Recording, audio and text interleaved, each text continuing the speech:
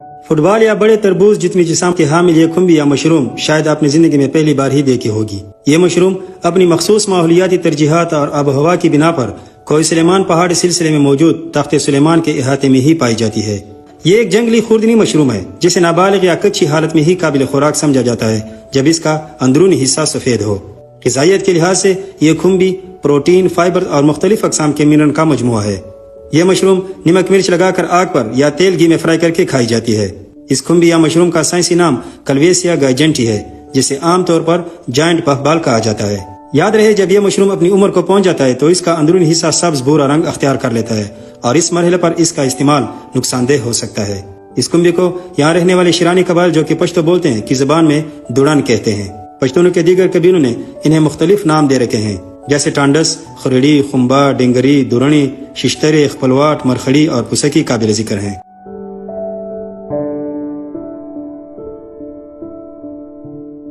استعمال کیا جاتا ہے، مگر آج آپ کو ایک ایسا راستہ دکھاتے ہیں جس پر اکا دکا مقامی لوگوں کے علاوہ کبھی بھی کوئی بھی سیاح نہیں گیا۔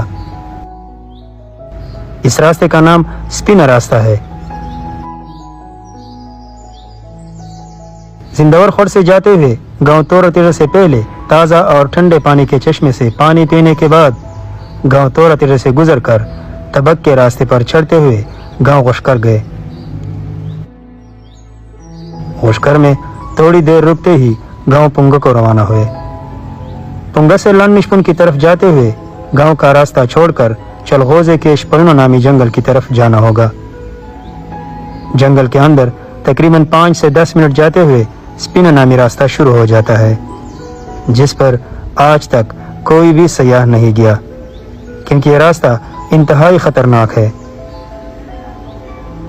اس راستے پر 4 مواقع پر لکڑی سے بنے سیڑھیوں پر چڑھنا پڑتا ہے۔ ہر 2 سیڑھیوں کے درمیان 10 سے 15 منٹ کا فاصلہ رکھا گیا ہے، مگر وہ بھی خطرے سے خالی نہیں کیونکہ ان پر جاتے ہوئے مخصوص پوائنٹس پر پاؤں رکھ کر گزرنا ہوگا۔ ان پوائنٹ سے نظر ہٹا تو گرنا یقینی ہے، مگر جتنا سپینا کا راستہ خطرناک ہے اس سے کہیں زیادہ خوبصورت بھی ہے۔ سپینا راستے میں پہلی سیڑھی کے بعد پتھر میں بنے قدرتی گھڑے میں اکثر بارش کا پانی ملے گا۔ یاد رہے کوہ سلیمان پہاڑی پیاز جسے مقامی زبان میں کوکان کہتے ہیں بھی اس راستے میں کافی زیادہ پائے جاتے ہیں۔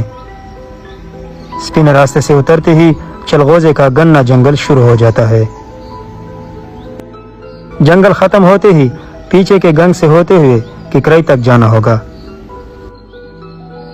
جہاں سیاح آرام کرتے، چائے پیتے اور وہاں موجود پانی سے اپنے بوتل بھر لیتے ہیں۔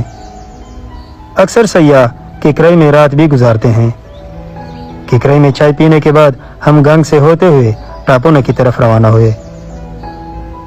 ٹاپونا سے گزرتے ہوئے تخت سے پہلے پتھر میں بنی غار جہاں شغل کے لیے سیاح اس غار سے پتھر پھینکتے ہیں، ہم نے بھی 1-2 پتھر پھینک کر روانہ ہونے کا ارادہ کیا۔ یاد رہے اگر آپ کے پاس پانی ختم ہو جائے تو اس غار میں 1-2 کین کے برابر بارش کا پانی اکثر موجود ہوتا ہے۔ غار سے گزرنے کے بعد تخت سلیمان کا ایریا شروع ہو جاتا ہے۔ تخت سلیمان کی ہموار سطح پر ایک چھوٹا سا قبرستان ہے جہاں پشتونوں کے جد امجد قیس بابا کے نام سے منسوب قبر موجود ہے۔ اگر موسم صاف ہو تو تخت سلیمان سے نیچے بہت ہی خوبصورت نظارہ دیکھنے کو ملتا ہے۔ تخت سلیمان کے احاطے میں اس ساون کے موسم میں اگنے والے کئی قسم کے خوبصورت پھول نظر آئے۔ تخت کی زیارت کرنے کے لیے نیچے اترنا پڑتا ہے۔ دعا کے بعد ہم نے بھی واپسی کا ارادہ کیا۔ یاد رہے تخت سلیمان سے واپسی کے لیے سپینا کے بجائے کرے وجے کا راستہ استعمال کیا جائے کیونکہ سپینا سے اترنا بہت مشکل ہوتا ہے۔ سپینا کے راستے تخت سلیمان تک جاتے ہوئے 7 گھنٹے جبکہ کرے وجے سے جاتے ہوئے تقریباً 9 گھنٹے لگتے ہیں۔